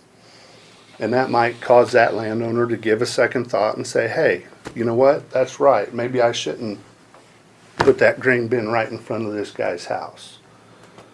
Or at the very least, turn the fan to the other direction. That sort of thing is something that can be helped, because we all do things without thinking sometimes. I've done it many a time. And I think there's a lot of things that we really need to think through as a community. And I think the biggest thing, my request to the commissioners is the things that are going on here, get it in the paper, get it on the radio, get it on the front page of the paper. We've got on the front page of the paper that Washburn University is buying all this wonderful power. And that's all fine and good, but I can tell you something, that if they were putting this wind turbine project on the Flint Hills and the Konza Prairie, the people at Washburn University would be losing their minds. They'd be protesting in the street and there'd be a flyer on every window in the community. They wouldn't put it on the prairie. Exactly. That's why they're moving this way. And all that's gonna affect there is a few prairie chickens. Yep. So we gotta think these things through and inform the public so we know what's going on. If the rescinding that 2012 resolution had been publicized better, and I understand you probably did the legal publication that you have to do that nobody reads. I don't read them. If that had been on the front page of the paper that was happening, you'd have had people in this room. If it had been publicized for multiple paper runs, people would have been here. You got a lot of I people in here disagree that and I have, agree with you on you've that. got a lot of people in here that have taken their time away from their farms, their jobs and so forth today to be here. And that's what most people that you talk to have no idea what's going on. So that's my 2 cents worth. And for that, you might want to Can talk tell us to the how much, deals. tax credits you're getting per I mean, town? we can't control what goes on the front I mean, page. Yeah. tax credits per tower. Yes, how much is next year getting per tower? How much tax credits? I mean, that's proprietary information. Just to be honest, I mean, I'm not gonna, I mean, So- you understand there's certain things that, you know, Okay. you wouldn't tell I'm me. sure you're so getting way more than what we're getting paid for towers. I would disagree with that. He asked, can you, not will you? Oh, can I? Yeah. I can't, I mean, like, am I allowed to, or I don't understand, I guess I don't understand the question. Just if you're willing to share it, that's what I said. I mean, again, that's proprietary information about our business model. Pretty much means you're making a lot of money So, off so of it. is that a no, presumably? Yes, it's a no. Okay. Okay, do we have any further discussion? Want to first off thank you all for coming this morning, this afternoon. Appreciate your input. Very supporting of Tim and I both, and I'm sure Gary, if he was here, you know, of your interest. And we hope we don't deter any of you from giving us a call anytime. I commend everybody You for know. being rational, Yes. because we don't get anywhere if we get all disgusted and start. Dennis, would you give a really tiny little report from our committee meeting Friday? Or one of us should, at least, probably. You can go ahead. Pilot, if you okay, want so to. the commissioners have formed a pilot agreement, I don't know what you want to call it, just information committee, not really advisory, might be a little stretched. So there's 2 landowners non-participating, 2 participating, and all 3 superintendents from the 380, 115, and 113 districts on there. And Dennis sat in on it too. So we just went through all the Kansas pilot agreements that we could find that the commissioners wanted us to go through. Looked at the provisions, the dollars, of course, and other things, structure and all that. So we're in the process of trying to put together some advice for you guys so you can negotiate the best deal, so, for the county. So, that's the report.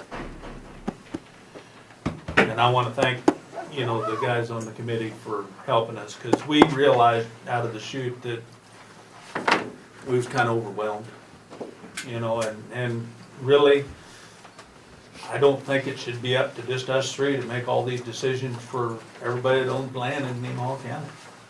You know, landowners should have some input into it, and again, I think things look different on each side of the table, so. But we do appreciate everybody's input and help, and hopefully everything will work out. I don't know, our next deal is we're gonna work on the pilot agreement, is this, or Spencer, what's Yes. your, Like all 3 All 3 agreements. agreements, yes. all 3 agreements? And we'll go with that and the road agreements, and then we'll probably have to decide on an engineering firm, Okay. when will we need to do that. That would, around the same time of the negotiation of the road use and Yeah. maintenance agreement. We probably need to do some research, talk to other counties, get some references to see who's been satisfied and who hasn't. And for everyone in the room too, our teams, when I say the micrositing, like I discussed before in January, there's gonna be different folks from our side who are gonna be going on our participating landowners' property. So if you see some people, some, you know, trucks driving around, that's us. I didn't wanna surprise anybody. In other words, don't shoot. All that too, yeah. Yeah, please They have I just said we were all really nice. Knowing you guys are from Texas, I decided I'd say that. I Okay, wouldn't have been from. Anyway, we're Right. Amy Mark, so Right, people do yeah. know. Yeah, but yeah, well, some different engineering teams out here doing some work, so if you see them, that's. Well, we can laugh about it, but you know what, that's not as funny as it He's from sounds. Kansas, I'm though. from Texas. Oh, he is, Yeah, okay. he is. You know what I mean? I said, just a question, when y'all get these contracts put together and do all this kind of stuff, what's the drop dead date before you make your decision as commissioners?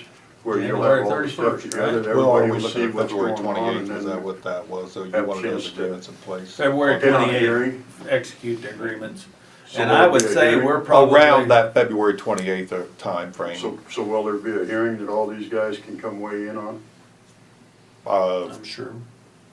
I mean, I would want some input, of Well, I'm just course. trying to get. And there's probably gonna be some layers to it. I mean, why not? Yeah, Maybe a month, 3 weeks from now. I don't know. Maybe we'll have more information and we can throw it out there and it just kind of stair steps its way down until you get to that final decision. That's a But good this- point. It just seems to me like they need, all these folks that are sitting in here need some chance to read it 3 or 4 times and decipher and I say. think it's a whole lot more "This is than good just the for folks me, in good this for you, room." What's good for the county, what's good for the, good for the goose. To dovetail into that, can we figure out a better system maybe to keep anyone who is interested updated as to when, what's going on and when, so we don't barrage Mary Kay's office with? I guess if we got a preliminary agreement per se, just something that we wanted to look at, is there a problem with that, putting it on our website? Probably I would. As long as everybody knows it's preliminary. Boy, I don't think yeah, I don't know. I don't. Or you get down I don't- toward that yeah, I mean- version where we're looking, okay, maybe this is okay. I don't look for this to be something that's gonna be negotiated with the public, where, well, we're thinking of maybe $3,000. What does the public think of that? Well, we'll offer 3 now. No. So I think it's gonna be something that'll be handled fairly internally. But I think before we actually adopt the agreement, certainly that should be. And people can look at it and say, and they can express their feelings one way or the other. But I kind of feel like, Brad, we need to come to an agreement and then say, here's what it's gonna be. And, because we won't have signed it yet, but, that's my feeling. Hard to, Well, according to my wife, who understands this stuff, she said there's no requirement by law for you guys to publish any of it, but there is a requirement for you to disclose it if it's requested. So, as long as somebody requests it, you can get it. and Because I it's a would say public that meeting. if you'd all give Mary Kay your email, she can put that on a bulletin and send you all an email on it, of what we're doing and how we're getting along with it. And that, It's just 2 different things, and one is, you've already signed contract with some of the farmers, some of the landowners, is that right? Yes.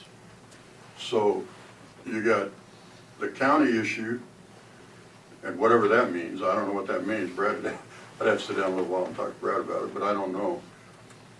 But it seems to me like you've got 2 issues. You've got, if the county doesn't sign, what happens to the farmers that have already signed all their contracts?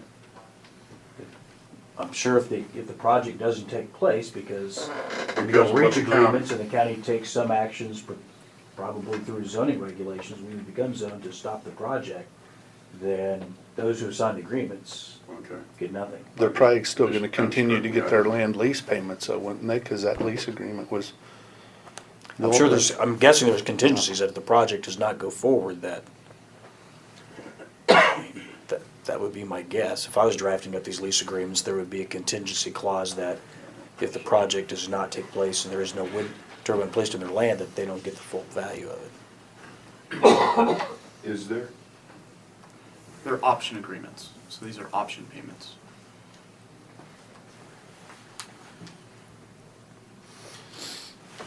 So I have one question, if I go back to my runway situation, we provided you with that letter there, and it's not it's not meant to be a threat or anything like that. We agree with you from the standpoint of, landowner ought to be able to do what they want with their ground. I understand all that, and I just want to point out my business already is affected, even before, when the towers go up from one aspect of, there'll be some things that we can't do anymore.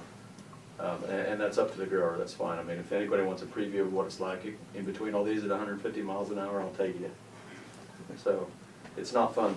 But with all that being said, So I already have that portion where we're already gonna be down income on that piece, but the runway is another, whole different part of our business. It's the hub for our whole operation. And my question is, so whenever they spring this out, the final map, what if we can't come to an agreement? And so what is my recourse then?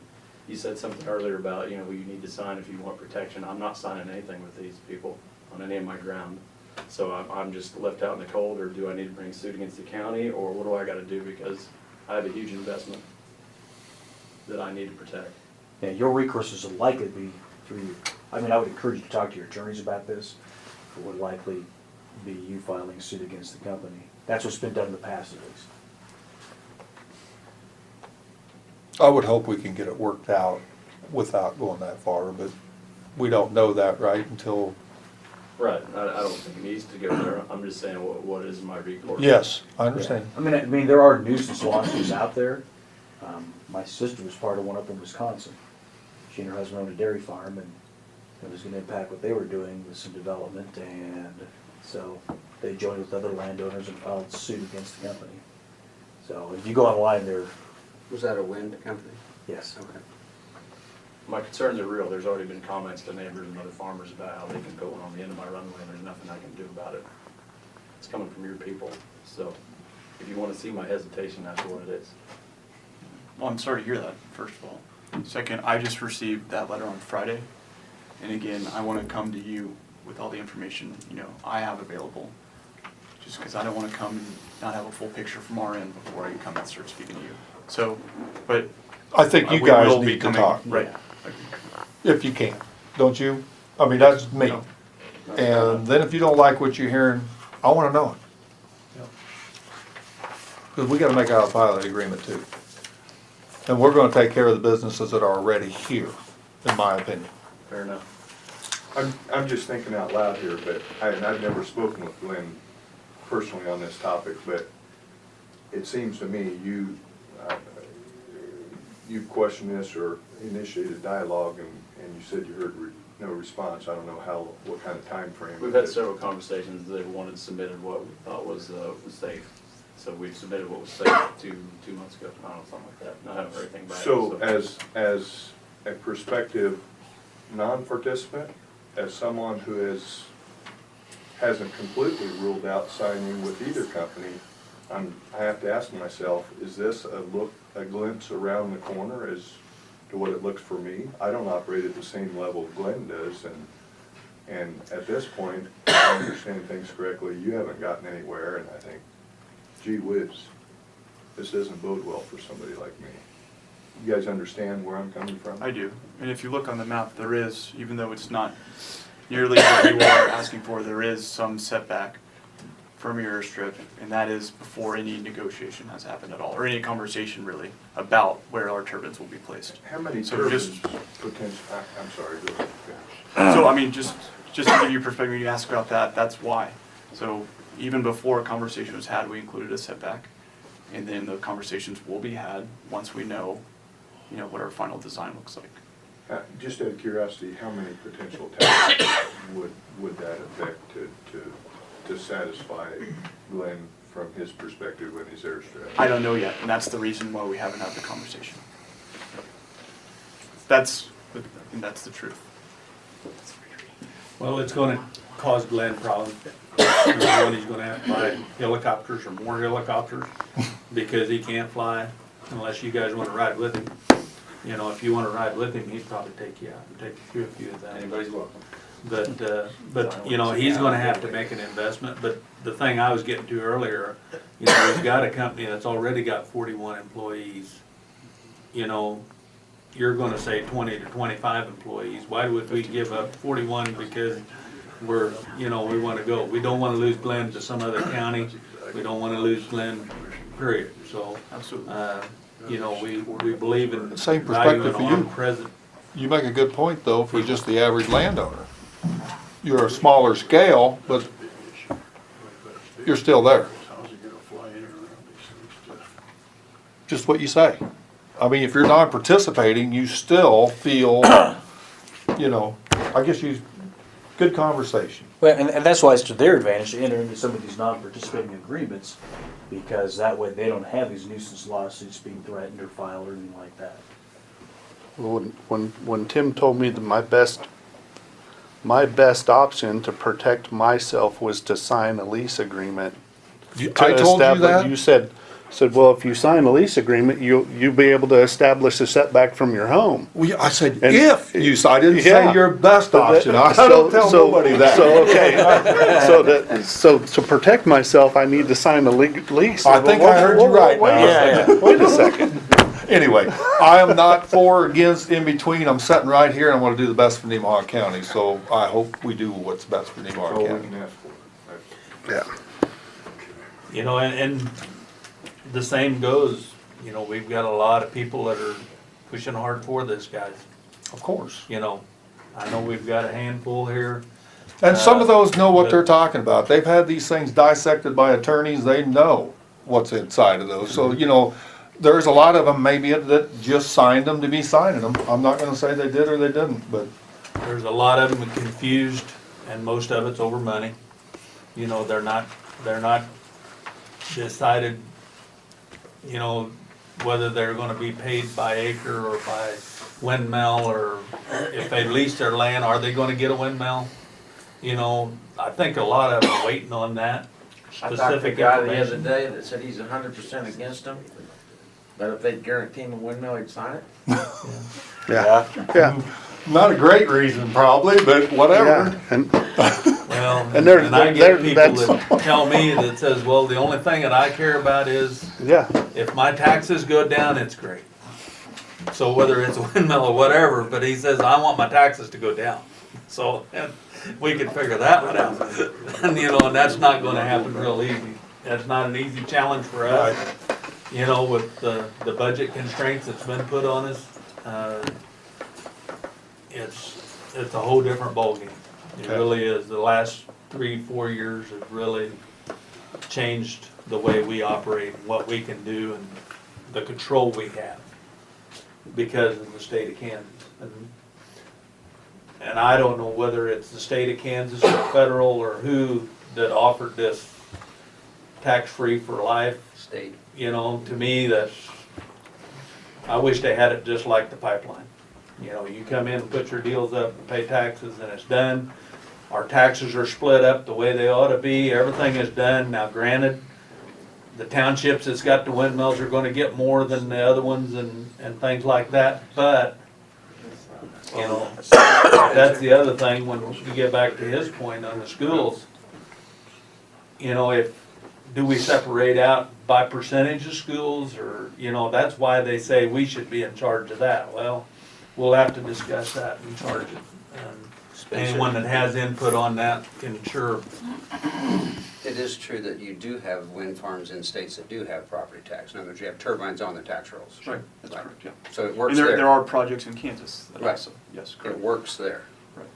At the same time, there's also other counties where we have done the contribution agreement that works there too. But again, every county is unique, and I recognize that. Okay.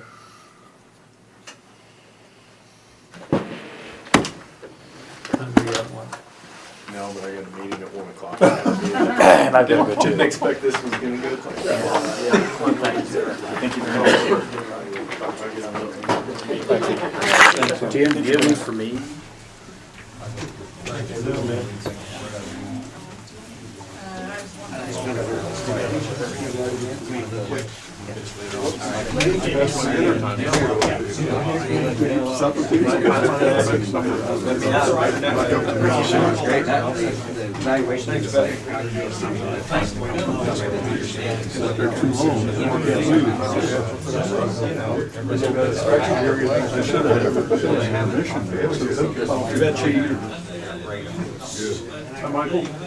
Neighbor, how are you?